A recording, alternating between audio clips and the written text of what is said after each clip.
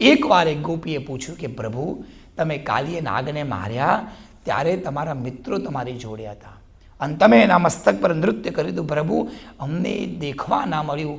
Can you once more please? બોલો જય શ્રી કૃષ્ણ. ભગવાને કીધું એવું વન્સ મોર ના થાય.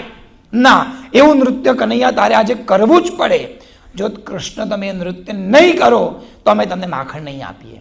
એટલે માખણ ખાવાના લોભે કૃષ્ણ ભગવાન એક હાથ આમ, એક હાથમાં માખણની મુદ્રા, એક પગ પર ઊભા રહ્યા અને એ જે સ્વરૂપ થયું એ સ્વરૂપનું નામ છે નટવર પ્રભુ. એક હાથમાં માખણ છે, એક હાથ આમ છે અને આ સ્વરૂપ મહાપ્રભુજીને પ્રાપ્ત થયું હતું જમુનાજીમાંથી, કાલિંદીમાંથી.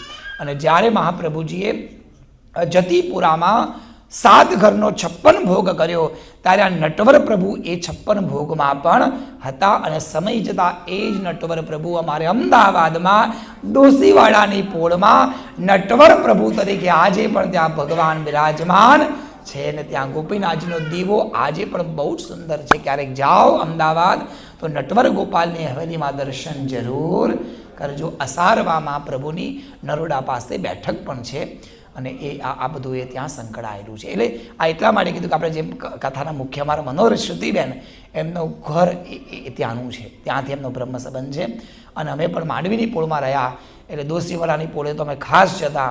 એટલે ત્યાં નટવર પ્રભુનું જે સ્વરૂપ છે એ આ કાલિય નાગને જે વધ કર્યો, ઉદ્ધાર કર્યો, એ સ્વરૂપે પ્રભુ ત્યાં પ્રગટ થયા.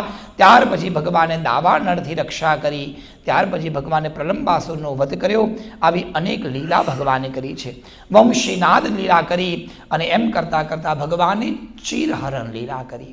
ગોપિકાઓ બધી જ સ્નાન કરવા જતી હતી, એ બધી જ નગ્ન સ્નાન કરતી ગોપિકાઓના વસ્ત્રને લઈ અને ભગવાન વૃક્ષ પર ચડી ગયા.